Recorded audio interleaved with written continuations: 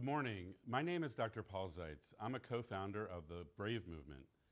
The BRAVE movement is a global movement of adult survivors of childhood sexual violence and their allies who are joining forces to end childhood sexual violence.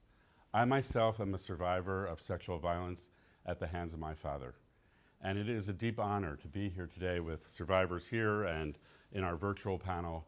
And we're here to share with you our story and our passion for action. Sexual violence is the great silent scourge of our time. It is shrouded in secrecy. It strikes individuals, shakes families, devastates communities in every corner of the world. And the BRAVE movement won't allow perpetrators or institutions to hide in plain sight any longer. We demand bold and transformative action from our G7 leaders this year, who are meeting in a few days right nearby here in Bavaria, Munich, Germany. Today, the BRAVE movement is excited to be releasing at this emergency press conference our first Ending Childhood Sexual Violence Be Brave G7 Scorecard. First slide. The newly released data proves that there is a lack of progress by all G7 countries when it comes to ending childhood sexual violence in their own countries and across the world. Today, the BRAVE movement remembers and acknowledges the estimated 93 million adult survivors of childhood sexual violence. That's 92.3 million adult survivors of childhood sexual violence living today in G7 countries. And we invite you to stand up and join our movement. That's the total number of adults living in the UK and Canada combined. That's more than the whole population of Germany. And that's equal to 25% of the US population. First slide, next slide. This scorecard is based on data, new data, that was provided to the BRAVE movement from the Economist Intelligence Unit through the Out of the Shadows Index, as well as the Counting Pennies report developed by World Vision International. On quick review, you can see that we are looking at how the G7 countries are performing in terms of financial investment, in terms of stopping the problem. They're failing for the most part. We also are looking at elimination of statute of limitations, which allows survivors to bring institutions and perpetrators to account. We're also looking at the safe internet due to the expanding scourge of sexual violence online. And we're looking at whether or not countries have national survivor councils. Germany is the only country with such a council. And lastly, we're looking at whether or not the country has national action plans to do prevention, healing, and justice programs to end the scourge of sexual violence in their own countries. Next slide. So the key findings of this report are that the G7 government efforts are woefully inadequate to end childhood sexual violence, both at home in their own countries and globally. The UK government is the only government to have a meaningful investment in the End Violence Fund, which is a global partnership to tackle sexual violence. Canada is the largest donor of official development assistance that they are providing to low and middle income countries. And no G7 country has adequate protections to protect the internet. And this is a really important point. All children under 18 are being trolled by sexual predators on the internet, and none of our G7 countries are taking adequate measures to protect those children. As I said, the government of Germany is the only country that has successfully established a National Survivors Council, and no country has a national action plan to address prevention, healing, and justice. We want our leaders to start genuinely listening to us by creating a G7 Survivors Council that advises on action to permanently end all sexual violence against children. So again, it is my honor to be here with other fellow survivors here in the room and on virtually as we join forces here in Germany and around the world to call on our political leaders to take bold action. So I'm honored now to introduce Agnes Wich, a survivor of childhood sexual violence living here in Munich, who would like to present a statement to you in German. Okay, thank you, Paul. Sexualisierte Gewalt ist Das Leben erstarrt in eine Zeit hinein, die sich unerbittlich weiter bewegt und mit jedem Moment des grausamen Geschehens Vergangenheit wird. Vergangenheit, die das Leben bis weit in die Zukunft hinein erschüttert und eine Gegenwart unerträglich werden lässt. Sexueller Missbrauch zerstört alles Leben. Was bleibt, sind leere Kinderhüllenkörper. Der Schmerz kann tödlich sein, zu groß und mächtig für ein Kind. Das Leben zerbricht, zersplittert, lautlos. Täter dürfen nicht mehr geschützt werden. Täter dürfen nicht mehr unerkannt bleiben. Wer vertuscht und wegsieht, ist mitschuldig. Schützt unsere Kinder vor diesen Verbrechen. Stoppt sexuelle Gewalt. Es ist Zeit zu handeln. Jetzt. Now in English. Okay. Sexual violence means life freezes into a time that moves on relentlessly. And with every moment of the cruel event passing, it turns into the past. A past that shakes the life long into the future and makes the present unbearable. Sexual abuse destroys all life. What remains are empty husks of the children's bodies. The pain can be fatal, too big and powerful for a child. The life shatters, splinters silently. Perpetrators must not be protected anymore. Perpetrators must not be unrecognized anymore. Those who cover up and look away are guilty too. Protect our children from this crime. Stop sexual violence. It's time to act now. Thank you, Agnes, for those moving words. Appreciate you. I'd like now to turn to Wipke Müller, who's a co-founder of the Brave Movement based here in Germany.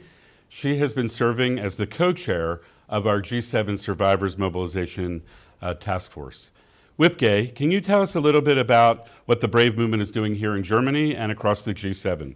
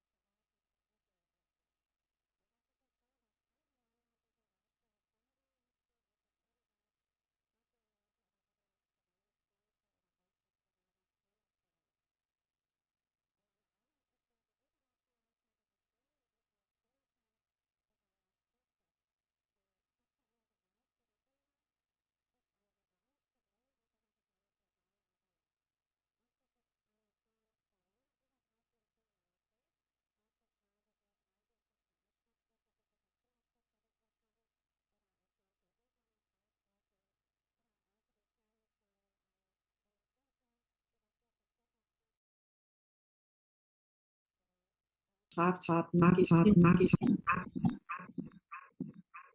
Kinderrechte sind Menschenrechte und deswegen ist sexuelle Gewalt eine Menschenrechtsverletzung und nur gemeinsam können wir Betroffene wirksam unterstützen, Kinder schützen und uns für Gerechtigkeit einsetzen.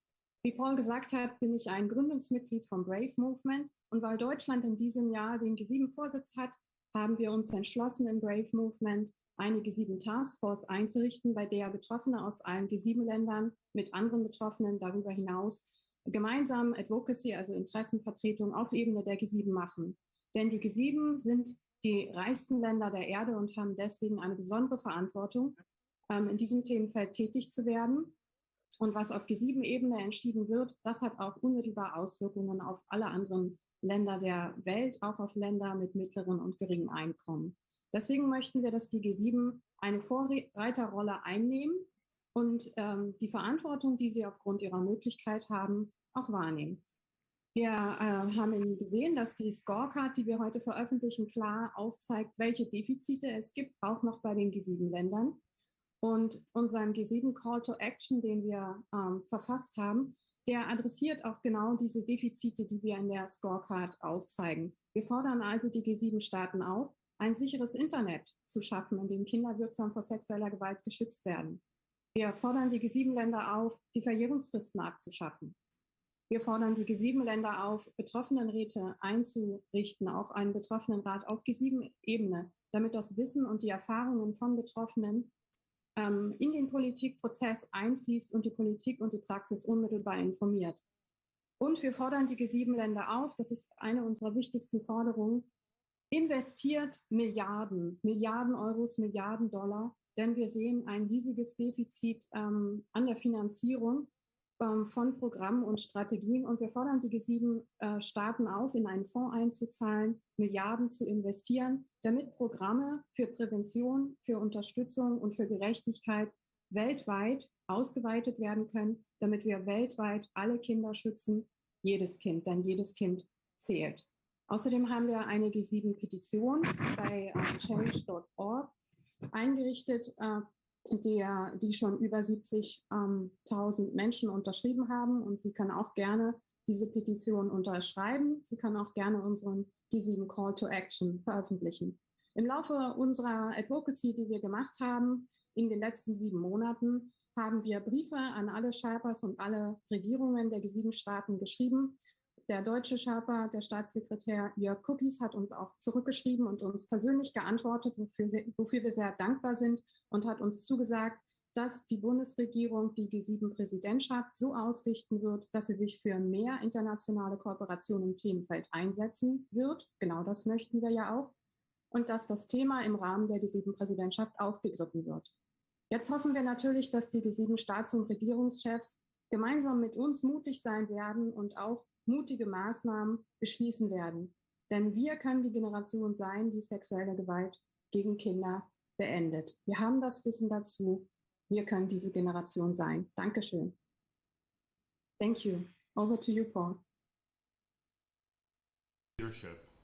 I'm now going to turn to Rosalia Rivera, co-founder of the Brave Movement based in Canada, who's joining us today at 2 a.m. her time.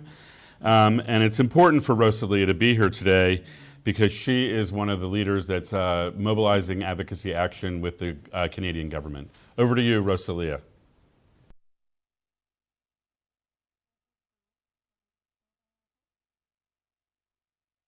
Thank you.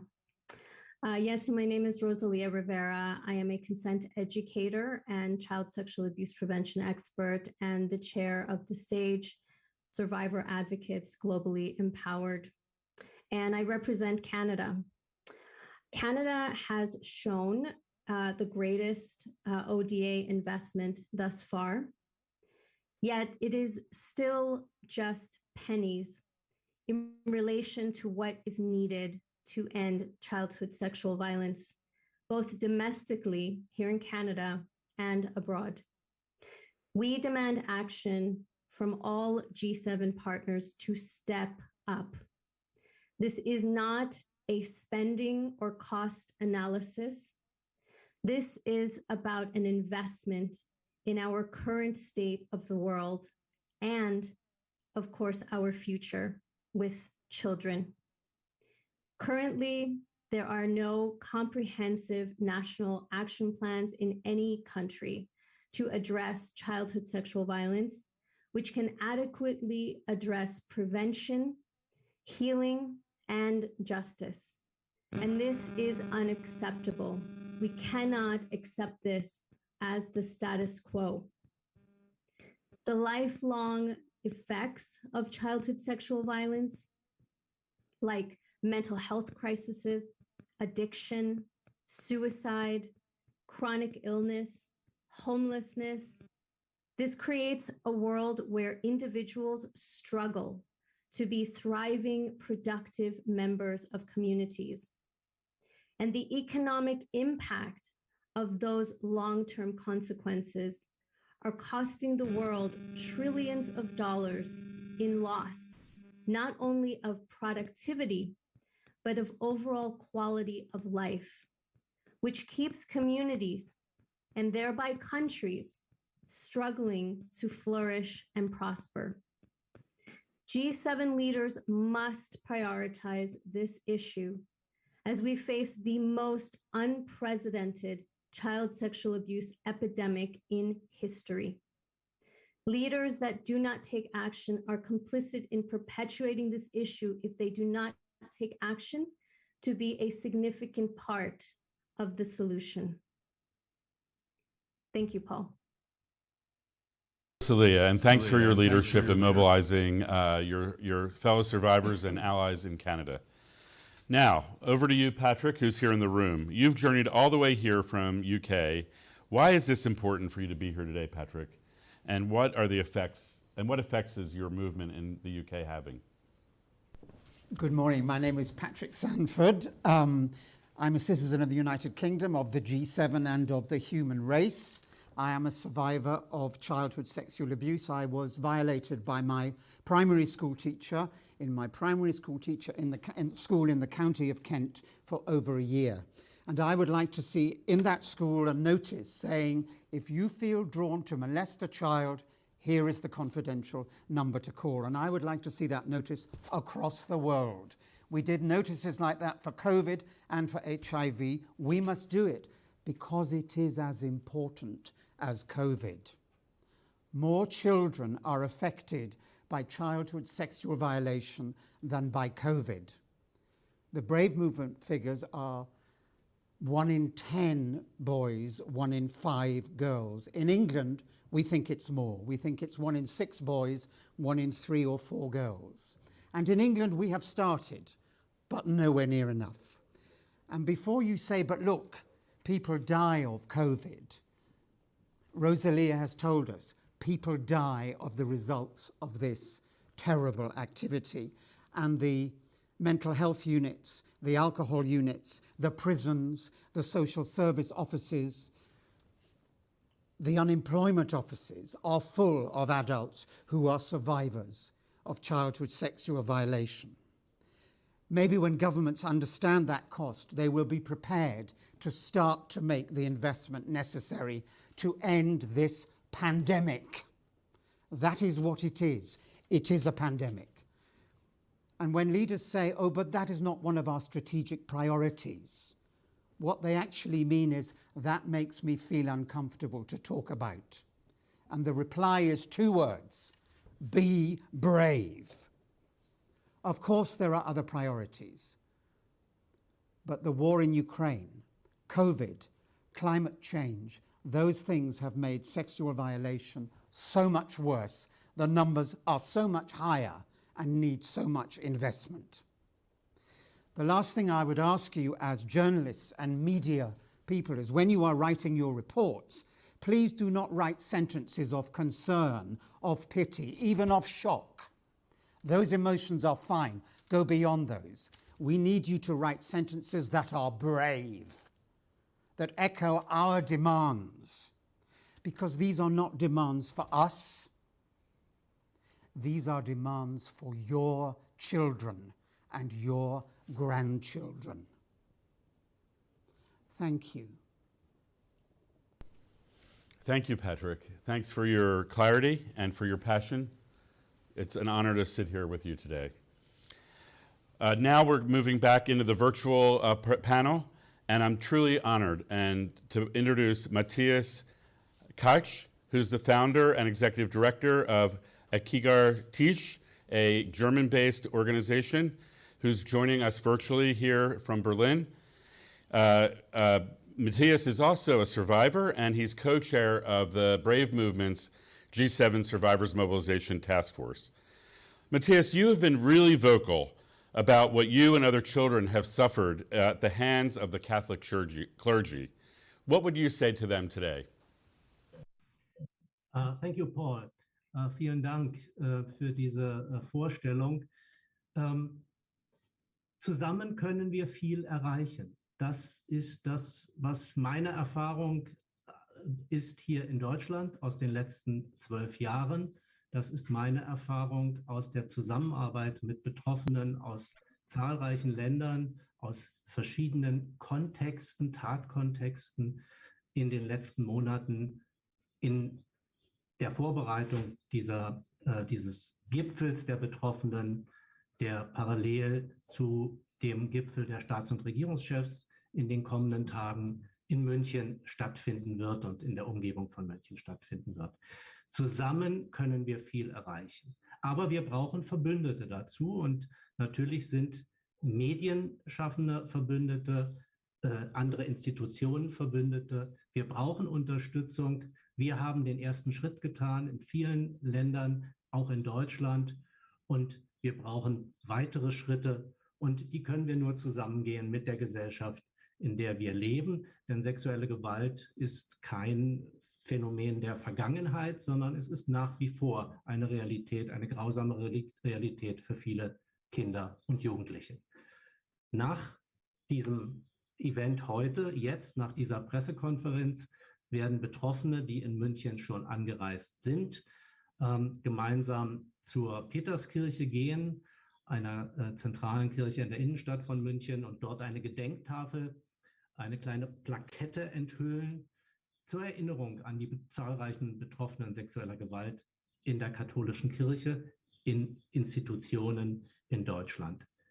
Die Tafel ähnelt Dutzenden anderen, die im Zuge unserer Bemühungen um einen globalen Aktionstag am 9. Juni weltweit platziert wurden, fotografiert wurden, in den sozialen Medien geteilt wurden. Sie ehren Überlebende aus unterschiedlichen Kontexten, Gewalt in der Familie, in Institutionen, in Vereinen. Und wir alle wissen, in München, das ging durch die Presse, die Erzdiözese München-Freising ist ein Ort gewesen sexueller Gewalt in der Vergangenheit. Und deswegen haben wir diesen Ort ausgewählt für die Plakette.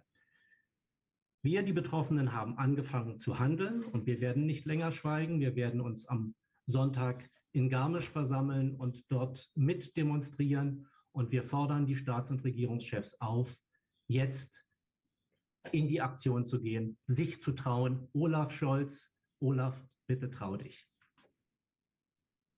Thank you, Paul. Back to you. Matthias, thanks for your leadership. We are grateful for you and for all you do.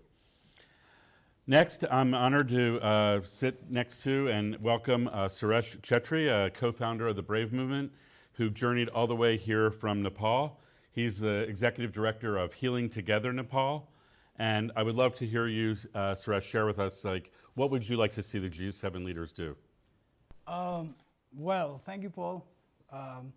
Well, I'm so happy to be here with all of you and with also virtual team.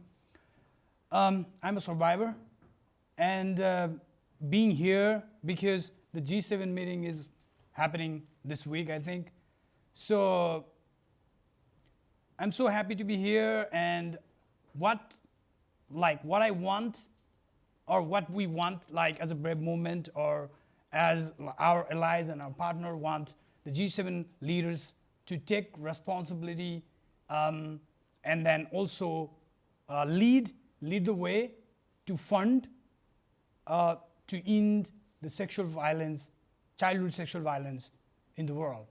So what I think is, because one of the things I wonder is, because there are like allies and multinational cooperation to end war, to protect nation, to further development, but as we just saw that there in the data, that there are not much effort to end like this kind of social problems, especially childhood sexual violence. As Patrick said, that this is the silent pandemic.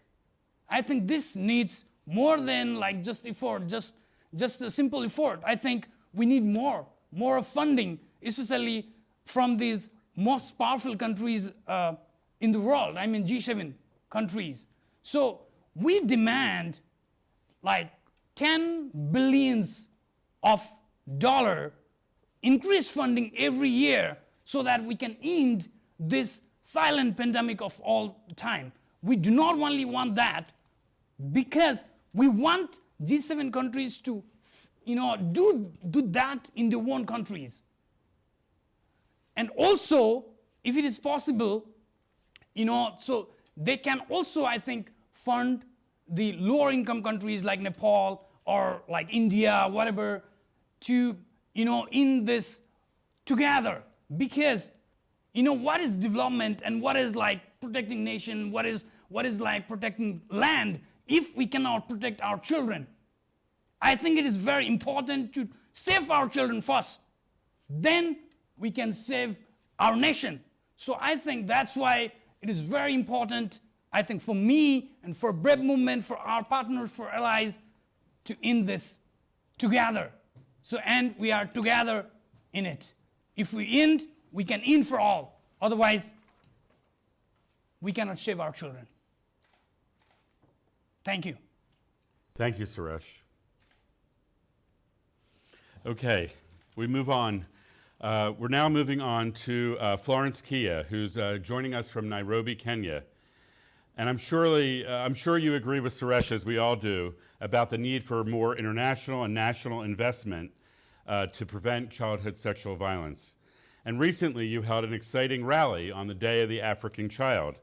And you have one of the most robust networks throughout Africa, and you're partnering to mobilize survivors across the African Union. Florence, over to you. Can you share more about your actions?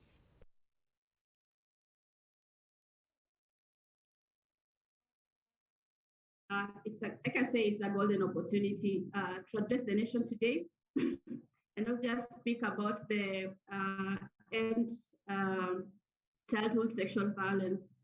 Paul has said, my name is Florence. I'm speaking to you from Nairobi, Kenya, bringing the African voice on this table today and asking the global G7 countries to listen to us, because most of their decisions really affects our countries and the decisions of our heads of states in Africa. So first of all, I would like to maybe speak about the Day of the African Child. It just happened recently. You can imagine sexual violence is a silent topic, I can say, a silent topic in Africa. And we just need to normalize people speaking about ending sexual violence and talking to children about sexual violence. So it was an opportunity for the global movement in Africa to talk about it with children of Africa and tell children on how to identify early warnings when it comes to sexual violence. And that was breaking barriers because it's something that people don't really talk about. And I can say in my country, Kenya, I'm also a member of a very big network of survivors of sexual violence that runs across the country. And also, I also work with other networks from other countries in Africa that we are working together with the African Union so that when it comes to the African Union head of states meeting that is coming up, this agenda of ending childhood sexual violence can be brought to the table and we discuss about it. What I say about the G7 countries, during the Action Week, we have written letters to the G7 embassies in our countries in Africa, just to talk to the ambassadors and tell them that tell their head of states, the head of G7 countries, to appreciate that this dialogue around sexual violence against has to be a priority. And that is why I'm here today, still demanding that the G7 countries should talk. They should talk about funding and bringing resources to developing countries so that we can all address in unison the issue of ending sexual violence on children. We need all hands here. It's a global crisis. When you speak in Europe and you forget about Africa, it still will not get an ending to this. We need to speak as one and tackle this silent pandemic from all corners of the world. And now that I'm here, I'm really urging the G7 countries to fund developing countries to make an investment and let's have a fund that can help us also address this this pandemic of childhood sexual violence. I would like to speak more also about just bringing us on the table. Next time the G7 are sitting, let them also bring our countries on the table, and even just being listeners or spectators in this meeting, so that we can all feel that we are on the same level while addressing the sexual violence that is happening on children and adolescents in our countries. I don't have much to say, Paul, but I'm just humbled, and I think my voice is heard outside there. And I'm here because I don't want children to go through what I went through. At that time, I needed someone to talk to. Thank you. Back to you, Paul. Florence, we welcome your voice. We appreciate your voice. Thanks for your leadership in mobilizing there in Kenya and around Africa. We are in solidarity with you and for all that you're doing. Our last speaker today is Mie Kohiyama from France. She's been one of the leaders in the newly forming Be Brave France, a sibling movement of the overall Brave movement. Mie, can you share with us information about the recent summit you held in France and your impressions of how France is performing on our G7 scorecard? And also, if you have any last words that you'd like to leave the participants of the press conference, that would be welcome. Thank you very much, Paul. I just want to start saying it's a real shame for France to be the worst performer of all G7 countries regarding efforts to end child sexual abuse. A real shame because each year in France, more than 160,000 children are sexually assaulted. And it is true to say that there is a long-time failure in France in matters of protection, care, detecting sexual violence, and access to justice for survivors. This has to change, and there are solutions. 30 French NPOs and NGOs came together in a national call to action through the Manifeste contre l'impunité around 8 measures concerning justice, prevention, and care. And among these measures are the abolition of statute of limitations and urgent investment in matters of care with trained professionals and protection for survivors.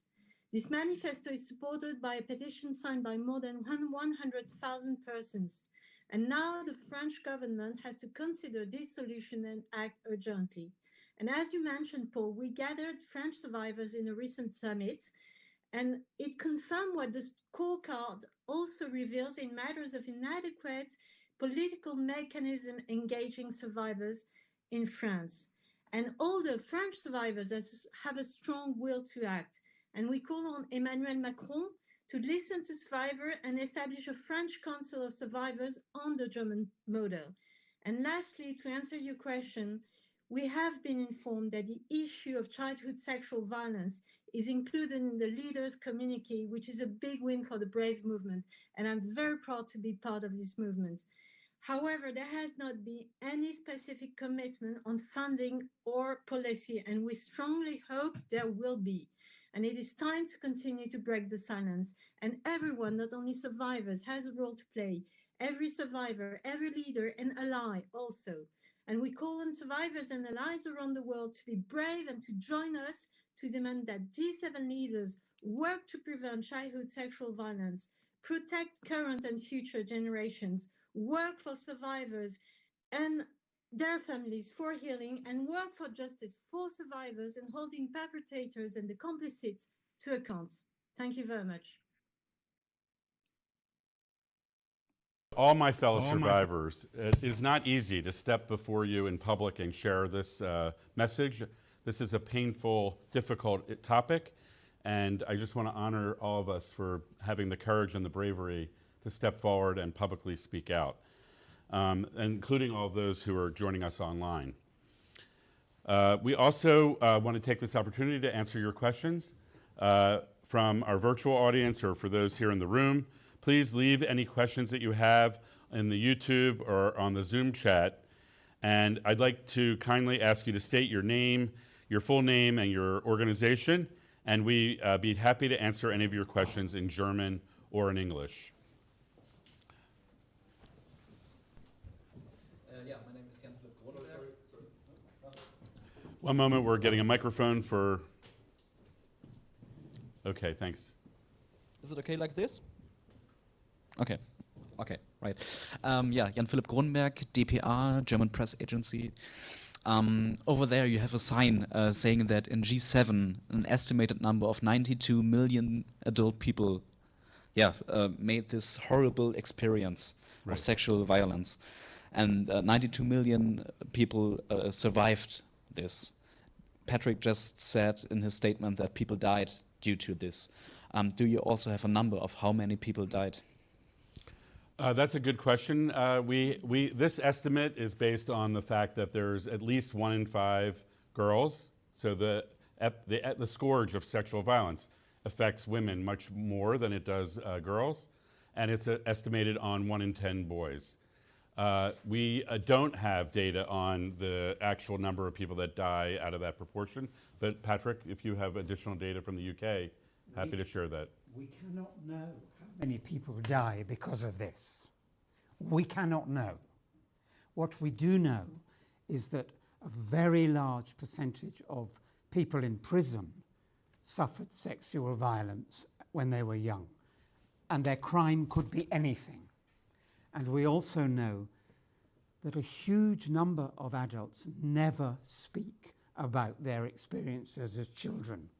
I know this from talking to survivors, because people come to me who are 70, 75, and say to me, Patrick, this happened to me. I have never talked about it to anyone. So the number of deaths is unknown. Because most survivors are behind a veil of secrecy and shame. And that's part of why our movement is stepping up and speaking out, so that all those people can step up and speak out too.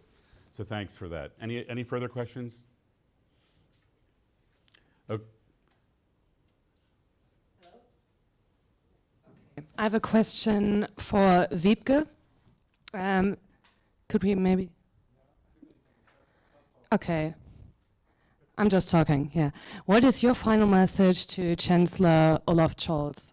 What exactly are you trying to achieve?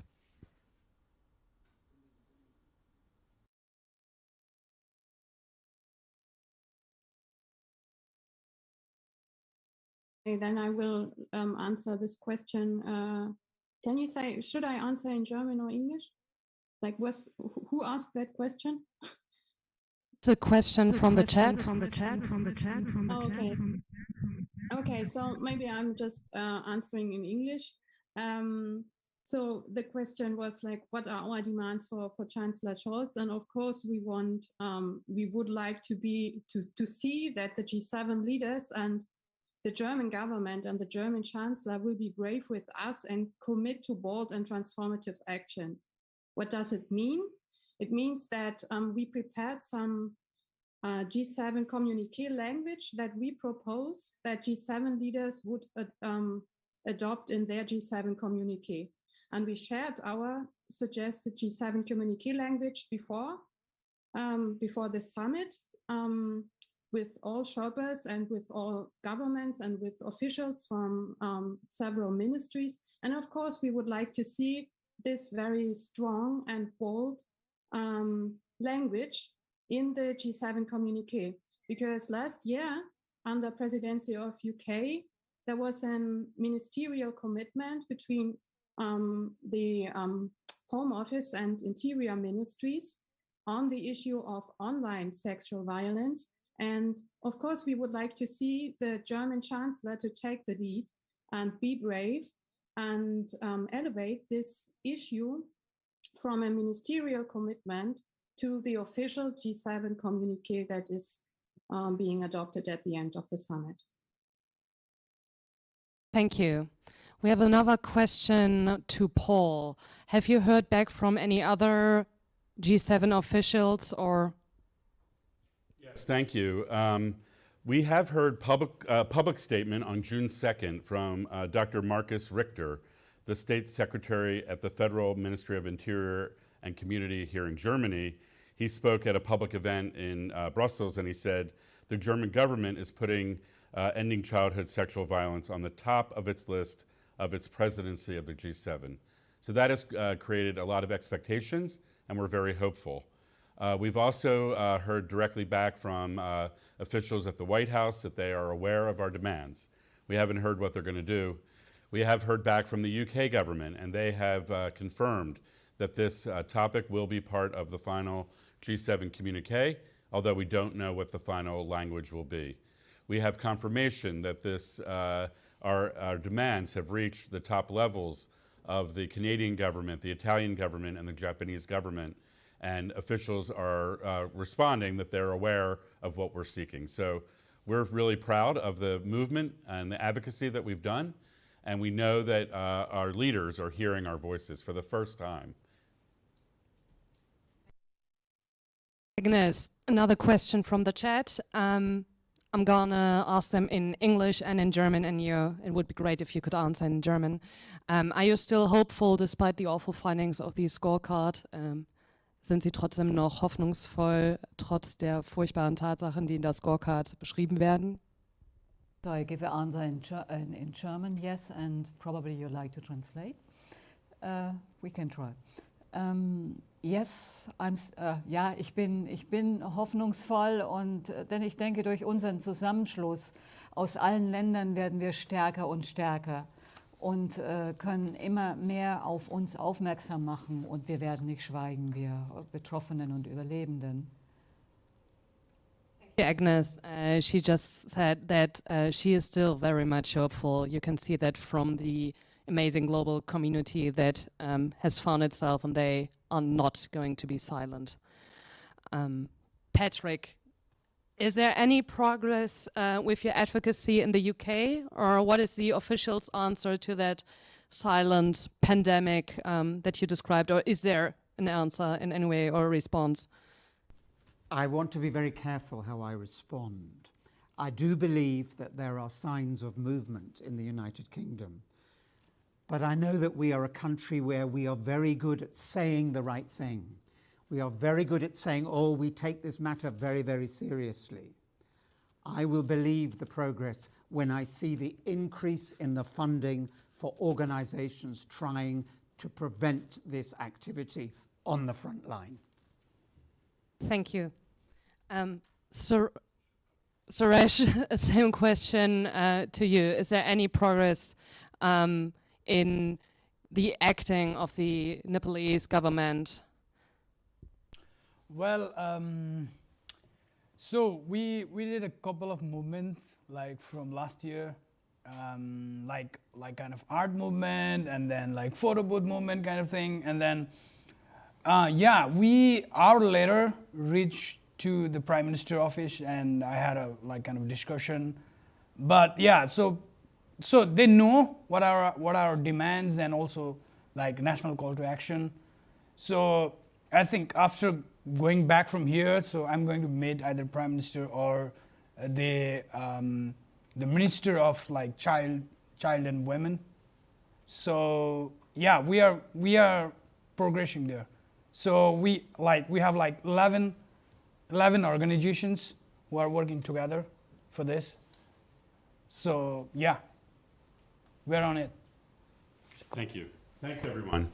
We are now inviting you all to join us over at Peterskirch as we publicly acknowledge the pain of survivors here in Germany who have suffered childhood sexual violence. We will no longer be silent, but we will demand prevention, healing, and justice for all survivors. And it has been repeatedly stated today, we as the Brave Movement demand that our leaders take action and make commitments to invest to stop childhood sexual violence. And now we have the evidence in our G7 scorecard of where the gaps are that need to be addressed and the steps that are needed to take action to support survivors. In addition, the Brave Movement will also be supporting a G7 survivors camp here in Munich, where several of our members that are here and people from around the world are traveling to show their support for fellow German survivors. Survivors will be available at a press conference in Munich on Sunday, June 26th at the G7 International Media Center in Garmisch. Also, there'll be a final opportunity for a press conference here back in Munich at Munich Town Hall on Tuesday, June 28th, where we will respond to the commitments that the G7 leaders will be making, we hope. This is only the beginning. Survivors are eager to tell their stories and let the world know what needs to be done to stop this scourge. And please help us spread the word on the scorecard and the need for G7 countries to act now to prevent childhood sexual violence. Thank you, and please join us as we go over to the next segment of the event. Thank you. Have a great day.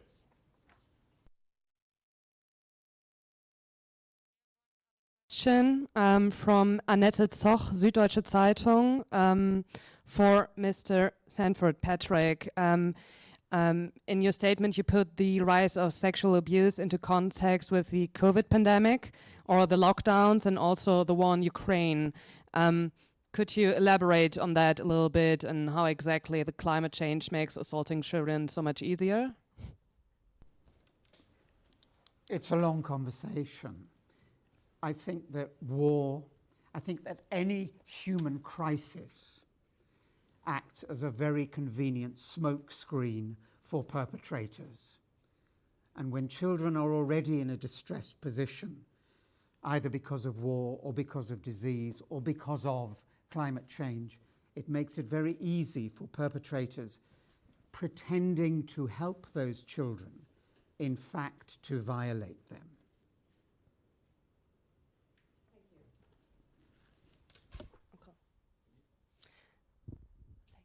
Thank you very much. Have a great day. Thanks, Patrick. Okay, so now we're going to